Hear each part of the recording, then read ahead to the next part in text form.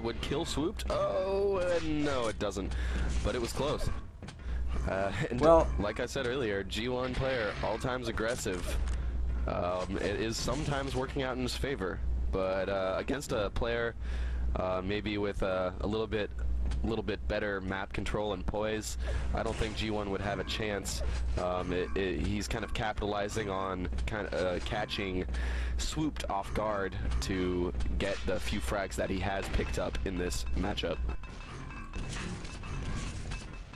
Nice dodging and nades. That's going to give him a mega health to work with. So now, see, take a look at how the playstyle has changed.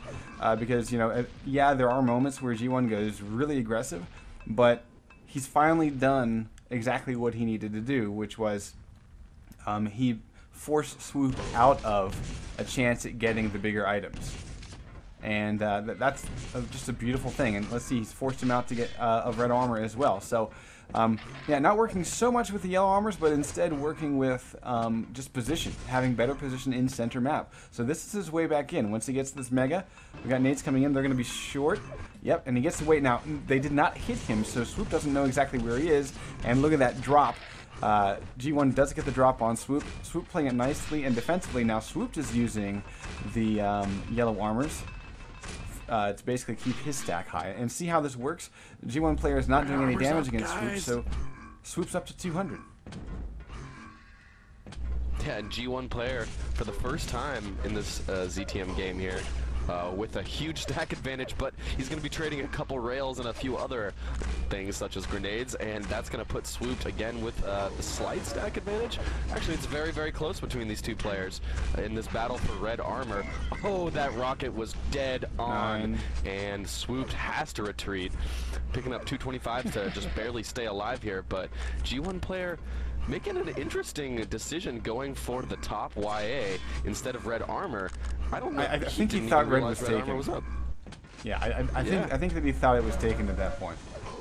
And I'm not really sure why he didn't kind of hold his ground, but either way, I mean, maybe he just didn't know how much damage he did. He had Swoop down to 9 health. He is able to get mega without any trouble at all. Swoop trying to lay a trap with nades, but you can see defensively, going into this room, it's only one face rocket that G1 player has to contend with. Now he's down to 10 health, but he's going to be rectified here with, ooh, wow, almost getting a little bit too much of that nade in his ass. But does it do any damage on the red armor pickup? No. Just a little bit of splash as Swoop made the exit. Now here's Swoop's way back in. There it is. And here's Mega. Yeah, now Swoop does control. Damage there. Warrant.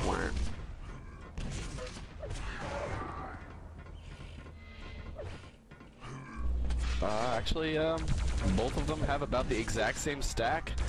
G1 player with a slightly better initial stack, but takes the first rocket, and he's going to have to retreat from that fight. Look for power-ups. No power-ups coming for the next 10 seconds, so Swooped actually has a chance here to go aggressive and try to find G1 player, but instead he's going to wait around for top YA, where actually G1 player has his timing quite a bit off. Neither of them are going towards Mega, which has been up for a couple of seconds now, and G1 player was waiting around for red armor, which, ooh, barely making that rocket jump. And well, Mega was Swoop's salvation there, because there was very, very little health on the map, and the only health that was available were the pair of 25s over near the grenade launcher, which he didn't really have access to. It's not really something you want to go try to get when you know that your opponent is likely waiting somewhere near red armor. And so, you know, Swoop basically rocket. He made the right choice by just waiting, like biding his time until he could get in. Oh wow, great rockets from Swoop. That's 6-2. Let's talk about the time, because it's almost 7:30 on the clock, and you know, basically, I've seen all these close-range fights. It seems like whenever it's rocket on rocket, Swoop is able to get the better pop and do the greater damage on the landing for G1 player. And at this point, G1 player is saying, "So lucky." So it just seems like, you know, well, why are the players running into each other? Why are they forcing those close-range battles? I mean, think about all the games that you've seen of, say, you know, like Cypher, Dehang, cooler. You very rarely have situations where players are absolutely running into each other, like a traffic jam in the middle of a hallway. It's usually more they have a better sense of where their opponents are, and they are setting up traps, using the corners to their advantage to get that initial uncontested rocket. And so, I think that's one degree of play that we haven't really seen from either of these players, is exactly knowing where their opponents are at all times. Now, Swooped, Yeah. Yeah, and so if they can add that to their game, I mean, that's just kind of like the next step. Rails, ooh, nice impressive from Swooped.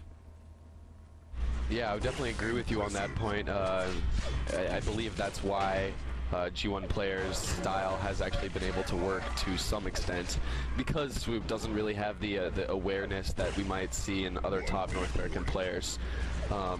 Also, I'm just going to point this out. I don't know if you got to capture a clip of G1 players strafing down the Mega hallway. He has a very strange strafing style. I don't know if you noticed that, but he looks really far off into either direction instead of the careful little looks in right and left, bob and forth. It was more like swooping left and right. But anyway, little rage quit in the last 30 seconds of that match. Yeah, G1 players like, lucky no I harm, didn't no foul. practice all night and all morning like you. Well, you know what? Practice makes perfect, and you just got aced. So there you go. Swoop is able to pull down G1 player into the loser's bracket, top leg him 2 maps in a row. Alright, so the next matchup is between Keef Chief and Plague. Actually, this should be even a closer matchup than the last one, in my opinion. I Both agree. these players have proven their worth on the Quake Live TV stream many a time. So, yes, good stuff. See if I can get some map info out of these guys. Looks like T7's dropped again. Why? Why don't these people learn T7, the bastards? Alright, T7, T4 dropped.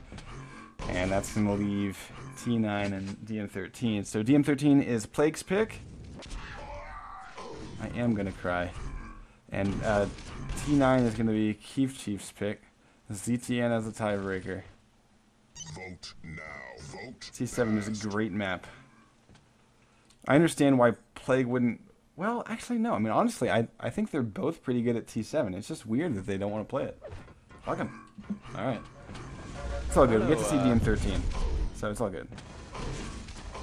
I after playing T7 for a little while, obviously I'm not very experienced in Quake Live, but in my experience playing the game, I can sort of understand why people try to shy away from T7. It's a fun map. It's really rail heavy, and which I am really bad at, so it's not my best map. But I can see why people shy away from it. It has this style that, I don't know, in my experience it just has like a, because yellow armor. Hang on a second. The yellow armors are so close. Let's talk a little bit about the starts, though.